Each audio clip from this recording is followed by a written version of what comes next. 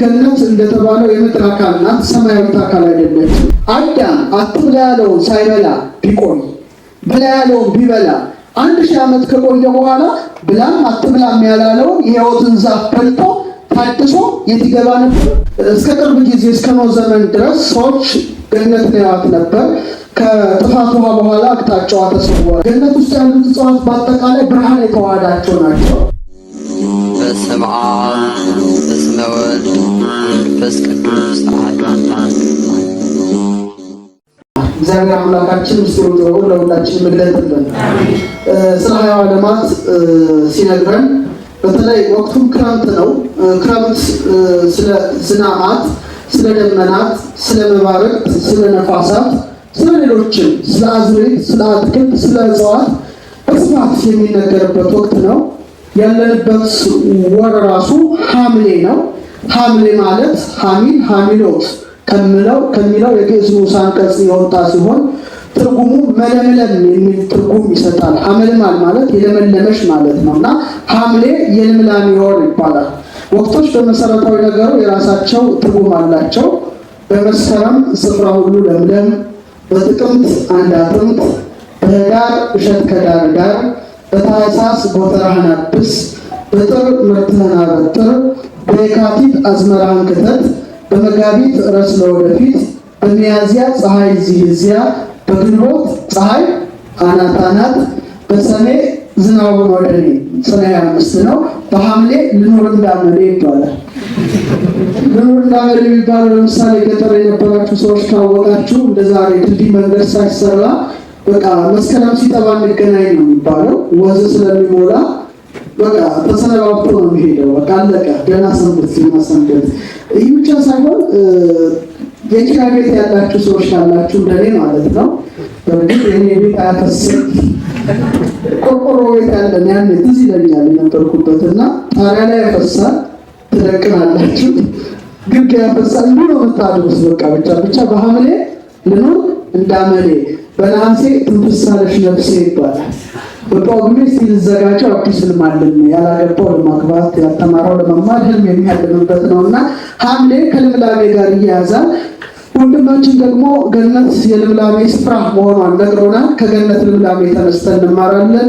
እግዚአብሔር አምላካችን ምስጢሩን ለሁላችን ይግለጥልን። እንግዲህ ገነት እንደተባለው የምድር አካል ናት፣ ሰማያዊት አካል አይደለችም። አዝርዕት፣ አትክልት፣ እጽዋት ያሉባት ወንዞች ያሉባት ስፍራ ናት። ከሰማይ ዝቅ ከምድር ከፍ አድርጎ እግዚአብሔር አምላክ መካከል ላይ ፈጥሯታል። እስከ ቅርብ ጊዜ እስከ ኖህ ዘመን ድረስ ሰዎች ገነት ያዩት ነበር። ከጥፋት ውሃ በኋላ አቅጣጫዋ ተሰወረ። የት እንደምትሆን እግዚአብሔር ያውቃል። እና እዛ ውስጥ በርካታ እጽዋትን እግዚአብሔር አስገኝቷል። እዛ ያለው እጽዋትና እዛ ያለው እጽዋት በክረምት ዝናብ የሚበቅለው እጽዋትና እዛ ያለው እጽዋት የተለያየ ነው። ገነት ውስጥ ያሉት እጽዋት በአጠቃላይ ብርሃን የተዋሃዳቸው ናቸው። ፍሬያቸው እንደ ኮከብ ያበራል። አንዱን ፍሬ ቆርጠን አላምጠን ሳንቶ ሌላ አዲስ ፍሬ ይተካል እና ፍሬያቸው እንደ ከዋክብት ሲያበራ ጥራታቸው ደግሞ እንደ መስታየት ፊትን ማሳየት የሚችል አቅም አላቸው። የወተት ወንዝ፣ የማር ወንዝ፣ የዘይት ወንዝና የወይን ወንዝ ኤፌሶን፣ ጤግሮስ፣ ግዮንና ኤፍራጥስ ተመሳቅለው ያጠጧቸዋል።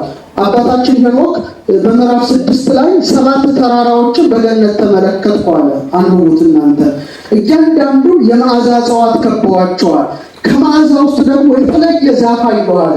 ያ ዛፍ አለ ቅጠሉ አይተወለድም፣ አበባውም አይረግፍም፣ ለዘላለም አይተወለድም ይላል። ምክንያቱም አንዱን ፍሬ ቆርጠን አላምጠን ሳንተው ሌላ አዲስ ፍሬ ይተካልና ሄኖክ ያችን ዛፍ ተመለከተ።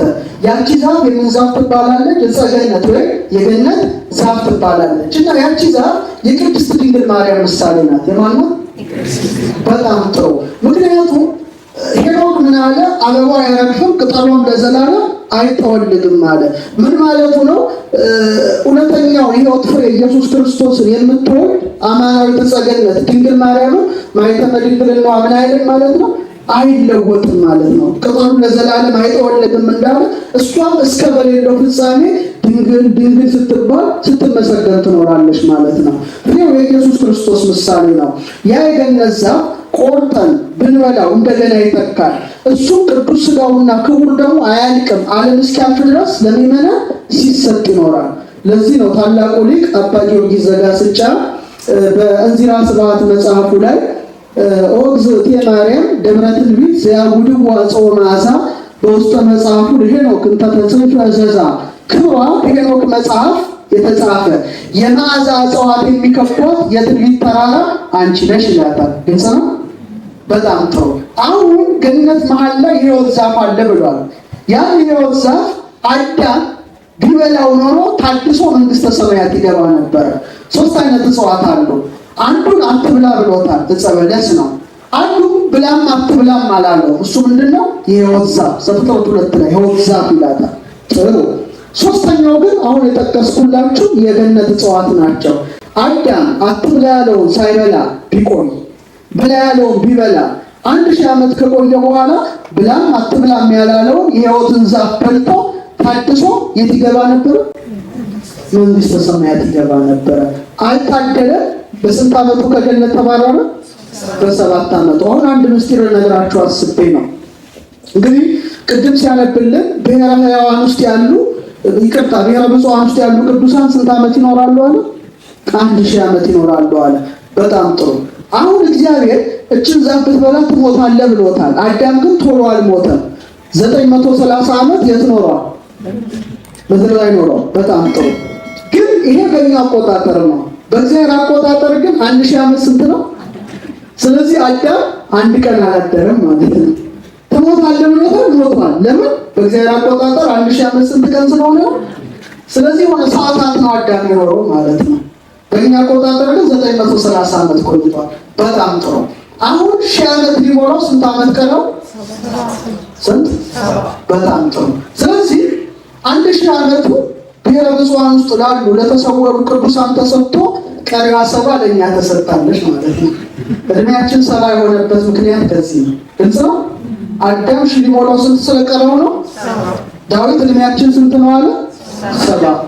ጉርሻ ከተሰጠ ግልጽ ነው። ይሄ ነው ምክንያቱ ማለት ነው። እና ገነትን ሁሉ አሁን አዳም ይላል ዘፍጥረት 3 ላይ ተመልሶ ወደ ገነት እንዳይገባ ያችን የሕይወት ፍሬ የተሸከመችው የሕይወት ዛፍን እንዳይነካ ማንን አስጠበቀ ይላል? የሚገለባበት ሰይፍ የያዙትን ማንን አስጠበቀ ይላል? ኪሩቤልን። ወአዘዞሙ ለኪሩቤል ወለሱራፌል ዘውስተ ሊሆሙ ሰይፈ እሳት እንተ ትትመያየጥ ከመ ይቀሙ ፍናጸ ሕይወት። የገነትን ዛፍ የሕይወትን ዛፍ የሚጠብቁ መላእክትን አስቀመጠ። በጣም ጥሩ። አሁን ልብ አድርጋችሁ አስተውሉ። ያቺ ዛፍ የተጠበቀችው ምን ስለያዘች ነው? የሕይወት ፍሬን ስለያዘች ነው። በምን ተጠበቀች? በኪሩብ ሰይፍ ተጠበቀች። ምን ስለያዘች? የሕይወትን ፍሬ ስለያዘች። በጣም ጥሩ። በተመሳሳይ መልኩ የሕይወት ፍሬ ኢየሱስ ክርስቶስን በማኅፀኗ የተሸከመች ማን ናት? በጣም ጥሩ። እሷ ደግሞ በማን ተጠበቀች? በሽማግሌው ዮሴፍ። ይዘማችሁ ነው። በጣም ቅዱስ ኤፍሬም ምን ይላል? ያቺ ይላል የሕይወት ፍሬን የተሸከመችው ዛፍ ሕይወትን ስለያዘች በኪሩብ ሰይፍ አስጠበቃል። አሁንም የሕይወት ፍሬ ኢየሱስ ክርስቶስን በማኅፀኗ የተሸከመች ደግሞ ምድራዊ መልአክ የሆነው ዮሴፍ አረጋዊ በንጽሕናው መልአክ ተብሏል። ማንን ጠብቋታል? ዕፀ ሕይወት ድንግል ማርያምን ጠብቋል ማለት ነው። ግልጽ ነው። በጣም ደስ ይላል። እና 4 ወንዞች የ4 ወንጌላውያን ምሳሌ ናቸው። እነዛ ከአንድ የሕይወት ዛፍ ስር ፈልቀው ዙረው ጠጥተው ልምላሜ፣ ጽጌ፣ አበባ፣ ፍሬ ያደርሳሉ። 4ቱም ወንጌላውያን ከእውነተኛ ሕይወት ዛፍ ከኢየሱስ ክርስቶስ ተምረው የእኛን ሕይወት ያለመልማሉ። የእኛን ሕይወት አበባ እንዲሆን ያደርጋሉ። ፍሬ እንድናፈራ ያደርጋሉ። ስለዚህ ገነት ውስጥ የምናያቸው ሁሉ ነገሮች በምን የተሞሉ ነበሩ? ነገሩኛ በምስጢርና በምሳሌ የተሞሉ ነበሩ ማለት ነው። እስቲ አሁን ደግሞ ወደ ምድር እንግባ። እነዚህ የገነት ዛፎች እንዲህ አድርገን ካየናቸው በዚህ ዓለም ያሉ ዛፎች እያንዳንዳቸው ትምህርት ቤቶች ናቸው። አሁን ዛፍ ሰው ይተክላል፣ ችግኝ ይተክላል። ግን ከዛ በስተጀርባ ያለው ምሳሌ ማወቅ ከቻለ ደግሞ በጣም ይበቃ ነው። አሁን ብዙ አይነት እጽዋት አሉ። ለምሳሌ ክረምት ለምልመው በጋ የሚደርቁ እጽዋት አሉ። ደግሞ እንደገና ክረምት ደርቀው ደግሞ በጋ የሚለመልሙ እጽዋት አሉ። ደግሞ ክረምቱን በጋም የሚደርቁ አሉ። በረሃ ውስጥ እንዳሉ ያው እንደ በለሱ የተረከቡ ማለት ነው። ክረምቱን በጋም የሚለመልሙ እጽዋት አሉ። በወንዝ ዳር እንደተተከለችው ተክል ማለት ነው። እነዚህ እያንዳንዳቸው የእያንዳንዳችን ሕይወት እንደወክሉ ተደርገዋል።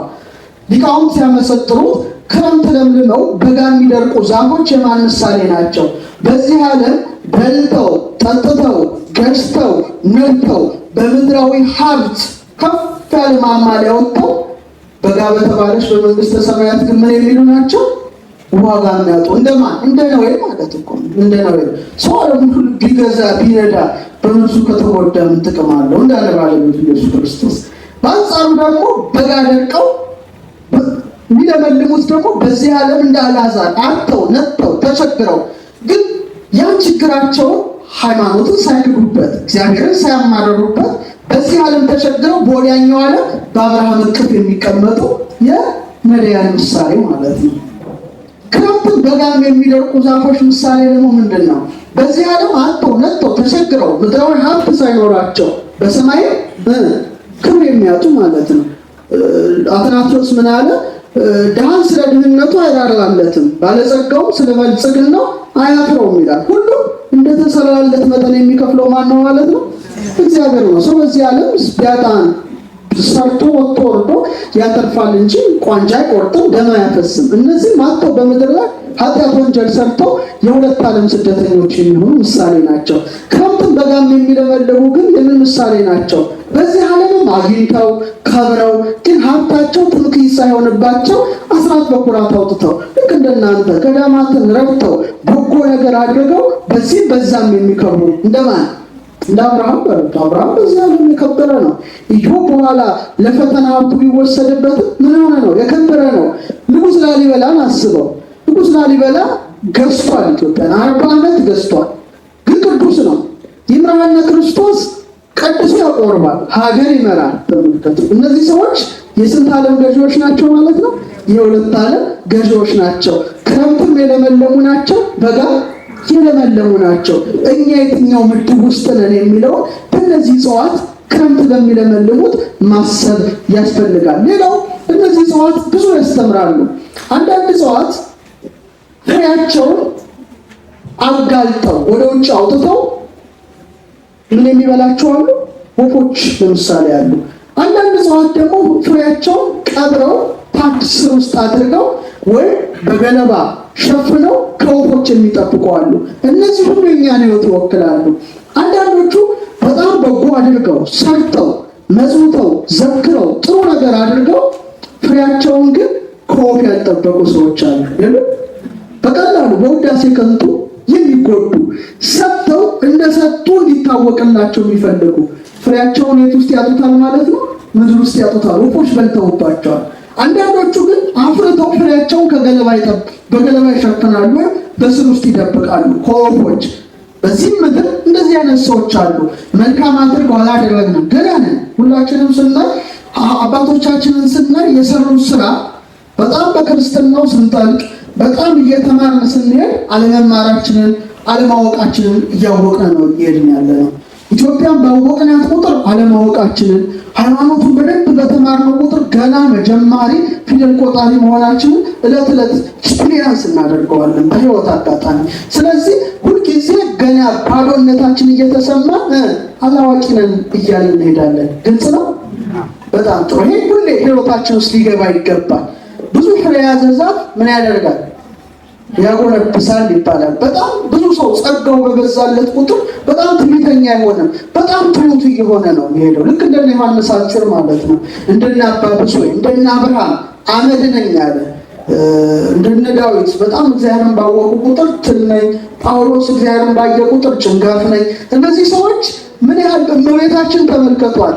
ቅድስናዋን መልአኩ ከነገራት ክብሯን ከነገራት በኋላ ልክ መጨረሻ ላይ እኔ እግዚአብሔር ባሪያው ነኝ አለች። ተመልከቱ። አያችሁ፣ ይሄ ነው ፍሬን መደበቅ ማለት እና እነዚህ ሁሉ እጽዋት እኛን ይወክላሉ፣ እኛን ያስተምራሉ። እንደገና ክረምት በጣም ትልቅ ትምህርት ቤት ነው። ለምሳሌ በስነ ፍጥረት ትምህርት ቶሎ ተዘርተው ቶሎ የሚበቅሉ አሉ።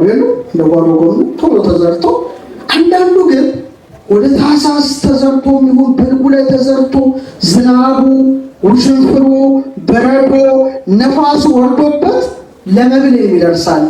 አንዳንዱ የታደለ ደግሞ ብዙ ዝናብ አይመታው ትንሽ ነገር ብቻ ቷቷቷ አድርጎት ለምግብ ይደርሳል።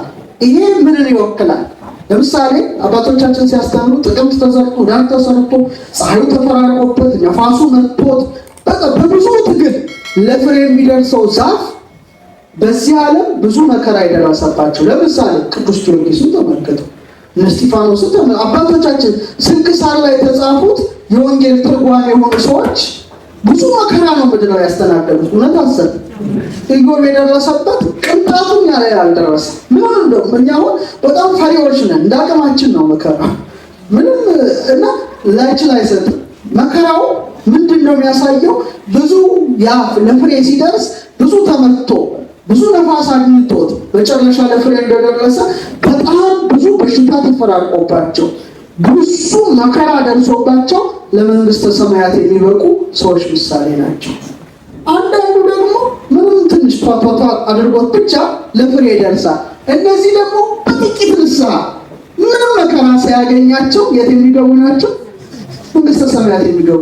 እግዚአብሔር ይላሉ አባቶቻችን መከራ አበላልቶ አይደለም። አንዳንዱ ዝም ብላችሁ ስታስቡ በጣም ብዙ ተፈትነው ብዙ መከራ ተቀብሎ ብዙ አገልግሎ ብዙ ደክሞ ብዙ ወጥቶ ብዙ ወርዶ መንግስቱን ይሰጠዋል።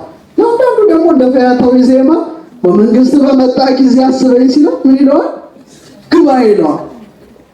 ይህን የሚያደርግበት ባለቤቱ ባወቀ ነው። አባቶቻችን ምን ይላሉ? ሃይማኖቱ የጸናውን ምግባሩ የበረታውን በጣም ብዙ መከራ እንዲቀበል ያደርገዋል። ለምን? ስለሚችል ማለት ነው። ደካማውን የቤቴውን ደግሞ ማይችለውን ትንሽ ነገር ብቻ ነው ጎሸም የሚያደርገው። የሰማችን ነው። መስቀልን ሊያሸክመው የሚችለውን ጫንቃችንን ያውቀዋል ማለት ነው ባለቤቱ። ላይችል አይሰጥም ይባላል አይደል? የሚችሉትን በደንብ አድርገው እንዲሸከሙ ያደርጋቸዋል። ለምንድን ነው? መከራ መስቀሉ እንዲሳተፉለት ነው። ጳውሎስ ምን አለ? ዲቃላ ብትሆኑ ሚነካችሁ የለም ማለት። ዲቃላ አይቆለጠጥም፣ የትም መድረስ ይችላል።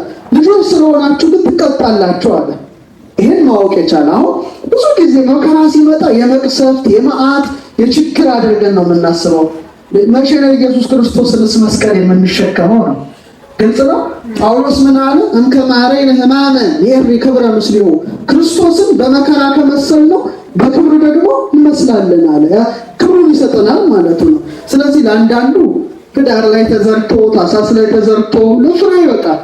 እንግዲህ እነ ቅዱስ ጊዮርጊስ ማለት ነው። ለኛ አይነቱ ደግሞ ትንሽ ትንሽ ነገር ናት። ብዙ መከራ አግኝተናል እንዴ ነው ተሞላቀን የኖርን ሰዎች ይመስለኛል። ከሌሎቹ አብያተ ክርስቲያናት ከእስክንድሪያ በሶሪያ ካሉት አንጻር ሲታይ ብዙ ቅዱሳን ጸሎት እየጠበቀን እንጂ ብዙ መከራ ቢመጣ የምንችል አይነት ሰዎች ነን የሚለው ራሱ አጠራጣሪ ነው። በአንድ ሀገር ውስጥ 5 ጀግና ነን የሚሉ የሚፎክሩ ሰዎች ነበሩ። በማውራት በጣም ቀላል ነው፣ መከራ ከቷል ነው። አንድ ከከተማ ሄዶ እስቲ ልፈትናቸው እነዚህን ሰዎች እውነት ጀግና ናቸው አይደሉም ይልና ጀግኖች ናቸው አላቸው። አዎ ከኛ በላይ ብለው ፎከሩ። ሸልማቸዋለሁ፣ ትልቅ ሽልማት አላችሁ፣ ታዲያ ሽልማቱ ለኔ ይገባል እያሉ ድንገት ሲፎክሩ በመካከላቸው የምትፈነዳ ነገር ድንገት ሲያስቡት ወረወረ። ብሩ ሲል 4 የት እንደገቡ አይታወቅም።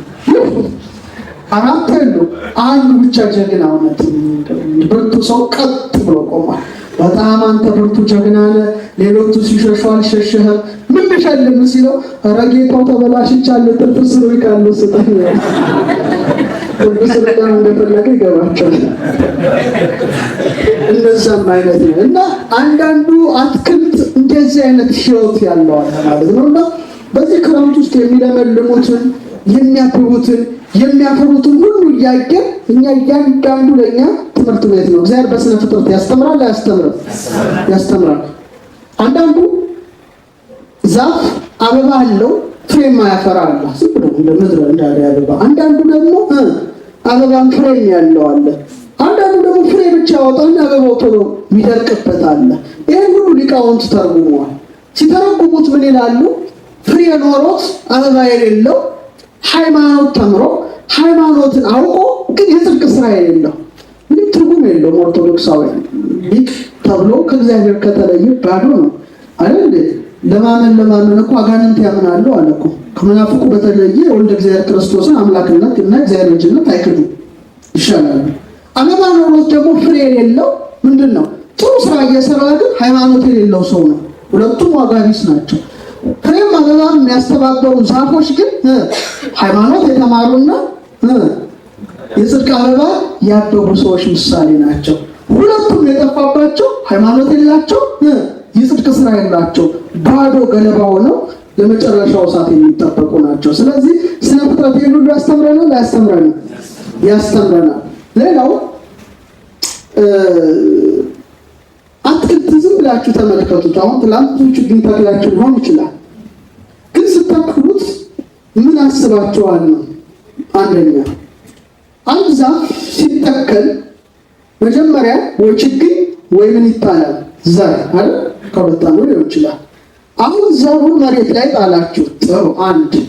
ከዛ ያ ዘር ጥቂት ጊዜ የት ውስጥ ይቆያል? አፈር ውስጥ ይቆያል። ከዛ ያ ችግኝ ይበቅላል አይደል? ከበቀለ በኋላ ምን ይሆናል? ያድጋል። በየጥቂቱ ካደገ በኋላ ያብባል። አያበባ? ያፈራል። በጣም ጥሩ። ከዛ በኋላ ምን ወደ መሆን ይለወጣል? ወደ መድረቅ አይደል?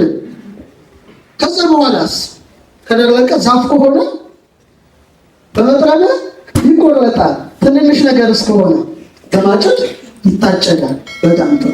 ታጭዶ ተወቅቶ ምን ውስጥ ይገባል? ጎተራ ውስጥ ይገባል። በጣም ጥሩ። ጎተራ ውስጥ እህሉ ገብቶ አይቀርም። እንደገና ገበሬው ገንዘቡ ስለሆነ ከጎተራው ያወጣውና ይዘራውና አሽቶ በቅሎ በስሎ ይበላል። እውነት አሰብ ይህ ሁሉንም አትክልት የሚያስማማ ነው። እነዚህ አትክልቶች የሰው ልጆች ምሳሌ እንዲሆኑ ራሱን ሁሉ እግዚአብሔር አድርጓቸዋል። በጣም ጥሩ። እናንተ ዘር ስትዘሩ ችግኝ መሬት ውስጥ እንደምታረጉ ወይም ዘር እንደምትሉ እያንዳንዳችን ስንጸነስ ከአባት ዘር ወደ እናት ማህፀን ተልከናል። ምድርን የእናት ማህፀን ማለት ነው። ያ ዘር መሬት ውስጥ ከቆየ በኋላ ጊዜው ሲደርስ እንደሚበቅል እኛም 9 ወር ከ5 ቀን በእናታችን ማህፀን ከቆየን በኋላ ተወለድን። ያ ዘር ከበቀለ በኋላ እንደሚያድግ እኛም በየጥቂቱ አደግን። በጣም ጥሩ። ካደገ በኋላ ምን ይሆናል ብለናል? ያብባል፣ ያፈራል። ሰው ካደገ በኋላ ባል ሚስት አግብቶ ልጆችን ያፈራል፣ ቤት ንብረት ያፈራል። ይሄ ሁሉ የሰው ጸባይ ነው። አሁን አትክልቱ ካበበ ካፈራ በኋላ ምን ይሆናል ብለናል? ይደርቃል። ሰው ከወለደ ከከበደ በኋላ እርጅና ይመጣል። ከዛ በኋላ ዛፏን ቁረጣት ነው አይደል? በመጥረቢያ እንደሚቆረጥ ወይም በማጭድ እንደሚታጨድ መጥረቢያ ሞት ወይም ማጭድ ሞት መጥቶ ይቆርጠዋል። መሮጥ አሁን ነው። መሮጥ በእውነት በደንብ ከደከምን አሁን ነው። ፈላስፋው ባለፈው ነግሬያቸዋለሁ። ሰው ሲሞት የሚከብደው ለምንድን ነው ተብሎ ሲጠየቅ እንደተሰጠውን ሁሉ ሳይጠቀምበት ስለሚሞት ወደ ኪሎ ስጋነት ይለወጣል። ጨረሰ ሞት ይላል። አንድ ተፍጣፊ መቅረት የለም። አገልግሎትም ከሆነ አገልግሎት፣ መማርም ካለብን መማር፣ መመርመርም ካለብን መመርመር፣ ሰማይ መውጣት ካለብን መውጣት፣ ምድር መብሳት ካለብን መብሳት ያለብን መቼ ነው? ነገኛ ጋር ነገ ስራ ማሰሩባት ሌሊት ትመጣለች አለ ባለቤቱ እንኳን። አሁን አባቴን ስራ ብርሃን ሳለ ማድረግ አለብኝ። ማንም ስራ ሊሰራባት የማይችል ሌሊት ትመጣለች። ያ ሌሊት አናውቀውም መቼ እንደሚመጣ። ስለዚህ ዛፏ ትደርቃለች፣ ሰውም ያረጃል፣ አከተመ። አንዳንድ ሰዎች ሊጸጽታቸው ልክ እርጅና ዘመን ላይ ሲደርሱ ነው። ሀገርን የበደሉ ሃይማኖትን ያጎሳቆሉ ሰዎች ቀሪ ታሪካቸው ወንጀል ስለሆነባቸው መጨረሻቸው በሱስና ራስን በመደበቅ ያከትማል። ይሄ አይሆንም። ስለዚህ ይደርቃል፣ ሰውም ያረጃል። ከዛ እንደሚቆረጥ ማጨድ ሞት ቆርጦ ይጥለዋል ማለት ነው። ጥሩ። አትክልቱ ከተቆረጠ ከታጨደ በኋላ ምን ውስጥ ይገባል? ጎተራ ውስጥ ይገባል። ሰው ከሞተ በኋላ ጎተራ መቃብር ውስጥ ይገባል። አሁን ግን ጎተራ ውስጥ አይቀርም። ገበሬው ራሱ ነው፣ ገንዘቡ ነው። አውጥቶ በአመቱ ዘርቶ ታሽቶ በቅሎ በስሎ ይበላል። ሰው ጎተራ መቃብር ውስጥ ተቀብሮ አይቀርም። ምክንያቱም በአርአያው የፈጠረው ኢየሱስ ክርስቶስ ዳግመኛ ተመልሶ ሲመጣ ከጎተራው መቃብር ተነስ ባለው ጊዜ ይነሳል ማለት ነው። ስለዚህ ትንሣኤ ሙታን ያስተምር ነገር እንጂ። አዎ፣ ታዲያ እነዚህ የምናያቸው አትክልቶች ለጌጥ አይደለም። ክርስቲያን ከእያንዳንዱ መንፈሳዊ ትምህርትን ይማራል። አሁን ሶስት ነገርን ተናግሬ አበቃለሁ። እዚህ በኋላ ደግሞ ትልቅ ቦታ ደግሞ ሄዳለሁ። እንደገና ክረምት ብታዩት ሌላ አዲስ ነገር ምንድን ነው? ወደ ሰማይ ቀና እንበል። ደግሞ ምን አለ? በጣም አውራባካችሁ ደመና፣ ሌላ ዝናብ፣ ሌላ ፀሐይ። እሺ ፀሐይ ብዙ ልጅ ትክክል ምትል ፀሐይ አለች። መብረቅ፣ ሌላ ነጎድጓድ፣ ምንድነው? ውሽንፍር፣ ጭጋግ ምናምን የሰጠፋት እንዴ በረዶ ምናምን እዚሁ ከላይ ዶፉ፣ ከስር ጎርፉ፣ ውሽንፍሩ፣ ከላይ ግግግግ ሲል ይሄን ሁሉ ነገር እግዚአብሔር እንማር አድርጎናል። አንደኛ እስቲ ከሁለቱም እንማር። ደመና በጣም ብዙ ምስጢር አለው። በመሰረታዊ ነገሩ ከደመና ላይ ምን አለ? እስቲ ዝናብ አለ አይደለም? እመቤታችን በደመና ትመሰላለች። ቅዱስ ዛሬ ረቡዕ ነገር የምትጸልዩት ላይ አንቲ ዘበአማን ደመና ታስተራቂ ለነ ዝናብ፣ ንጹህ የዝናብ ውሃ ኢየሱስ ክርስቶስን ቋጥረሽ የታየሽ እውነተኛ ደመና አንቺ ነሽ ይላል። የውሸት ደመና ያለው መቼ ነው? መጋቢት ምናምን ህዳር የውሸት ደመና ነው። ምን ስለሌለው? ዝናብ ስለሌለው። አሁን የሐምሌዋ ደመና ግን እውነተኛ ናት። ውስጧ ምን አለ? የደረቀውን የሚያነጥፍ እውነተኛ ዝናብ ተሸክማለች። ድንግል ማርያምን 5500 ዘመን የደረቁ ነፍሳትን የሚያለመልመውን እውነተኛውን ዝናብ ኢየሱስ ክርስቶስን በምኗ ተሸክማለች? በማህፀኗ። ለዚህ ነው ሊቁ ጊዮርጊስ ምን ይላል? አባ ጊዮርጊስ ነውንከ ከመናለላ ለዛቲ ደመና ብርሃን ተጾረቱ ለማየ ዝናብ ንጹህ። እስቲ አብረን በለው፣ ንጹህን በለው።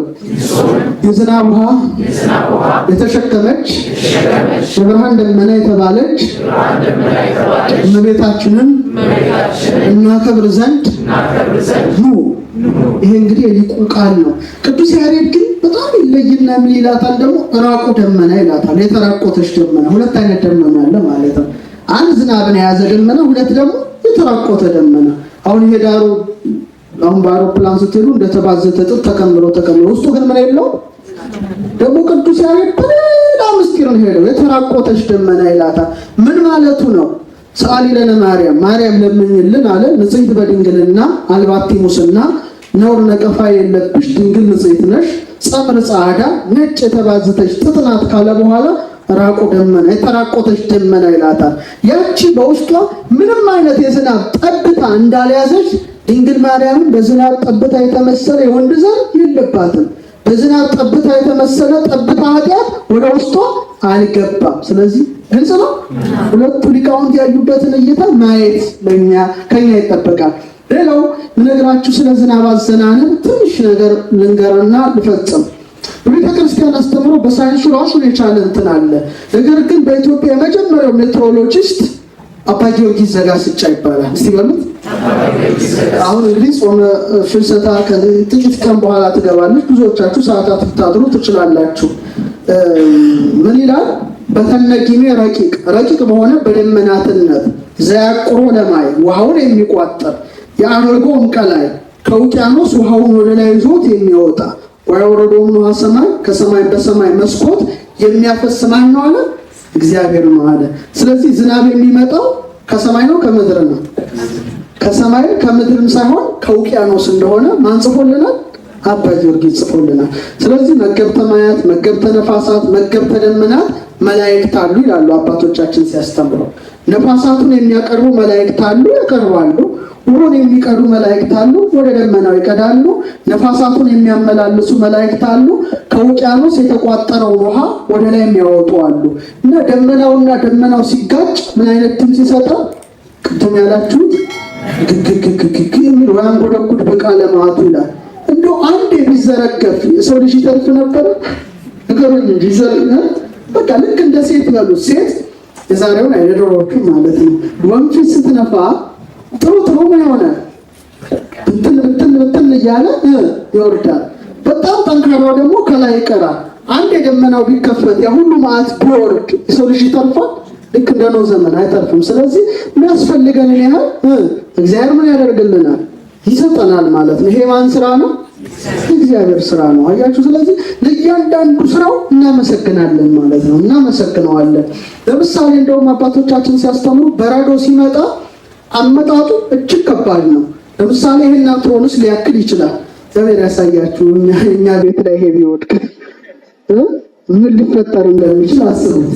አንድ ከኖርዌይ ነው ከስዊድን የመጣ ሰው አይቶ ያውቃል። በእርግጥ እዛ በጣም በረዶ ከባድ ነው እና ድንጋይ ላይ ተከምሮ ጣራው ላይ ተመለከተና መቼ ነው ዝናብ የሚዘንበው እዚህ ሀገር ድንጋይ የሚዘንበው አለ። የሰማችሁ ነው። እኛ በጣም ደክመናል። አባቶቻችን እንደዚህ አልነበሩም። እንዲህ አይነት ህይወትም አልነበራቸውም። ቀደምት ኢትዮጵያውያን ግንብ ገንብተው የሚኖሩ ናቸው። ላሊበላን ስልጣኔ ተመልከቱ። ሰው እንዲህ አይነት ኑሮ እግዚአብሔር አልፈቀደም። አክሱም ሲቪላይዜሽን ተመልከቱ። አሁን ላሊበላ ቢሰነጠቅ እኮ ኢንጂነር ጠፋ። አረ ፈረንሳይ ያለ አረ አሜሪካ ብለሽ እንድንዋክሽ እንኳን መስራት የተሰነጠቀ መቅጠም አልቻለም። ግልጽ ነው። ምናልባት ሰኔ ነው ሐምሌ 27 ተጋብዛችኋል ሁላችሁም። በዕለቱ የመጽሐፍ ምረቃት ላይ ማሳያችሁ ከተማ አለ ወደፊት ምን ወርባት ግልጽ ነው። እዛ ውስጥ ነው እኛ የሚገባ ኢትዮጵያውያን አባቶቻችን እንደዚህ በጣም ተመራማሪዎች ነበሩና አመጣጡ እንደዚህ ነበረ። ግን መላእክት ብትንትን እያደረጉ ለሰው እንዲበቃ አድርገው ያደርጉታል። ለዚህ ዳዊት ምን አለ? በረዱን እየተረካከሰ ያወርደዋል አለ። አንድ ጊዜ ቢወርድ ምን ስለሚሆን ነው? ጭንቅላት ተርትሮ ይጥላል ማለት ነው። በኖህ ዘመን እንደሆነ ይሄ ግን የማን ስራ ነው ማለት ነው? የእግዚአብሔር ስራ። በመጨረሻም ትልቅ ነገር መጽሐፈ ኢዮብ ላይ ተጽፏል። ወደ 38ኛው ምዕራፍ ላይ ይመስለኛል። መጽሐፍ ቅዱስ ውስጥ ያለ ጉድ እኮ ቀላል አይመስላችሁ እናንተ። ሃይማኖቱ በጣም ብዙ ምስጢር ነው እሱ ውስጥ ያለ። በጣም ያውቅ በደንብ ላነበበው ለመረመረው አንድ ሳይንቲስት ነበረ፣ ስሙን ዘነጋሁት። መጽሐፈ ኢዮብን ያነባል። ከመጽሐፈ ኢዮብ ብዙ ሳይንሳዊ ግኝቶች ተገኝተዋል። እሱ ሌላ ቀን ላስተምራችሁ እችላለሁ። ሲያነብ ምን ይላል? ወደ በረዶ መዝገብ ማለት ሀብት ማስቀመጫ ነው አይደል? ወደ በረዶ መዝገብ ውስጥ ገብተሃል ይላል። ገብተሃል ወይ? በረዶ ያለውን ሀብት ታውቃለህ ወይ ይላል። ይሄ እግዚአብሔር ለኢዮብ ነው። ፍራንክ ቲሸት ይባላል። በጣም ጥሩ አስታወሱ። ይሄን አንብቦ ወደ 18 ዓመት ሙሉ በረዶ ማጥናት ጀመረ። በረዶ ምን ሀብት አለው? እንዴት እግዚአብሔር ለኢዮብ ይሄን አለው ብሎ ሲያጠን 18 ዓመት ነው የፈጀበት። በጣም ታጋሾች ናቸው። ጥናት ላይ ቀላል አይደለም። 18 ዓመት ሙሉ ሲመረምር መጨረሻ ምን ያገኘ? በረዶ ውስጥ በጣም የሚገራርሙ እንትኖች አሉ። መሬትን የሚያፋፉ መሬትን የሚያዳብሩ በጣም ብዙ አይነት ማዕድናት በአንድ ቅንጣት በረዶ ውስጥ አሉ። ናልበን ብትሉ አሞኒያ ብትሉ እነዚህ ናይትሬት እነዚህ ሁሉ ነገሮች ምን ውስጥ አሉ? በረዶ ውስጥ አሉ። እና ለምሳሌ ለዩሪያ ለዳፕ ማዳበሪያ አለው። በስንት ዶላር እንደሚሸጡ ታውቃላችሁ? ውድ ነው ማዳበሪያ። የሚገርመው አንድ ጊዜ የሚወርደው በረዶ በብዙ ሺህ ዶላር የሚገዙ ማዳበሪያዎችን ይተካል ማለት ነው። እጽዋት ሁሉ እንዲፋፉ ያደርጋል። እኛ ግን ብዙ በረዶ የለም። በምዕራቡ ዓለም ልክ በረዶ ሲወርድ ቅጠሉን ሁሉ ያረግፈውና ልክ በረዶ ሟምቶ ልክ በጋ ሲደርስ ያ ሁሉ ዛፍ ቅጠሉ አበባው በቃ ላይ ሚስብ ነው የሚያደርገው። ስለዚህ በረዶ ራሱ ሆኗል ማለት ነው፣ ሀብት ነው ማለት ነው። ይሄ መመርመር የእናንተ ድርሻ ነው። ሌላው ስለ መብረቅ ስለ ነጎድጓድ ነግሬያችሁ አቆማለሁ። መብረቅ መጥፎ ነው ጥሩ ነው? ይኸውልህ መጽሐፈ ሄኖክ ላይ ስታነቡ ምን ይላል? ወይ በርቁ ለበረከታት ለበረከት ብልጭ ይላሉ ይላል። በጎ ናቸው ማለት ነው። በእርግጥ መብረቅ ራሱን የቻለ ከባድ ነገር ነው ታውቃላችሁ። ስለ መብረቅና ነጎድጓድ አዲሱ መጽሐፌ ላይ በጣም ሰፊ ክፍል አለው ራሱን ችሎ። ብዙ አይነት መባረቅት አለው። የሹካ መብረቅ የሚባል አለ፣ የሚሰራጭ አለ፣ ከዛ ተወርውሮ በጋ ላይ የሚወድቅ አለ። መባረቅ ብዙ ናቸው። ነጎድጓድም የራሱ ድምፅ አለው። ብርሃን ስለሚቀድም ብልጭ ነው፣ ኋላ ድምፅ ስለሚዘገይ ድምፁን በኋላ እንሰማለን። አሁን ለምሳሌ መብረቅ ሊመታው ያለ ሰው አስቀድሞ ይታወቃል። ለምሳሌ እኛ ብዙ አበሾች ጸጉር የለንም እንጂ በሌላው ትልቅ ጸጉር ያላቸው ጸጉር ይቆማል ማለት ነው። ጸጉራቸው ከቆመ መሮጥ አለባቸው ማለት ነው። ከተለ ሰውነት ይወርዳል፣ ቀጥ ቻርጅ ይስበዋል። ስለዚህ ቀጥ ይላል ማለት ነው። ራሱ ተጨምሮ ወይ ጊዜ ያለበት መተኛት የለም ወይ ባውራጣት ቁጥጥ ማለት ነው ወይ ቶሎ ሆነ ነገሮች መግባት ነው። ስለዚህ ፍጥነቱን አይታ መሸሽ አማራጭ እኛ ተሸሽሮናል። ስለዚህ ሌላ ቀን አስተምራቸዋለሁ። ግን ምን ይላል ወይ መርቁ ለበረከታት ለበረከት ብልጭ ነው። አሁን ብዙዎቻችን መብረቅ ለመጥፎ ነገር ለክፋት በቃ ለማውደም ይመስለናል። ግን ምን አለ ለበረከት ብልጭ ላለው አለ። በተለይ አባቶቻችን ሄኖክን ሲተረጉሙ ምን ይላሉ? ለእጽዋት ይጠቅማል ብልጭታው። ይገርማችሁ አሁን ደግሞ ሳይንሱ መብረቅ ብልጭ ሲል ናይትሬት የናይትሮጅን ይከፍለዋል። ያ ደግሞ ወዲያው የት ላይ ያርፋል? እጽዋት ላይ ያርፋል። እጽዋት ደግሞ በጣም ይፋፋሉ። ከምን ብልጭታው የተነሳ? ከናይትሬት ከናይትሮጅን የተነሳ ብለው አሁን ደረስንበት አሉ እንጂ አባቶቻችን ቀድሞ ጽፎታል ማለት ነው። ስለዚህ እያንዳንዱ በክረምት ውስጥ የሚታየው ነገር የማን ስራ ነው? ስለዚህ ስለ ስራ ሁሉ ማን ይመሰገናል? እግዚአብሔር ይመሰገናል። ያስተማረን የመከረን አምላክ በሰላም ወደ ክረምቱን አሳልፎ ደግሞ ለእንቁጣጣሽ ለአዲሱ ዓመት ሁላችንን በሰላም ያደርሰን። ወሰላም ለእግዚአብሔር።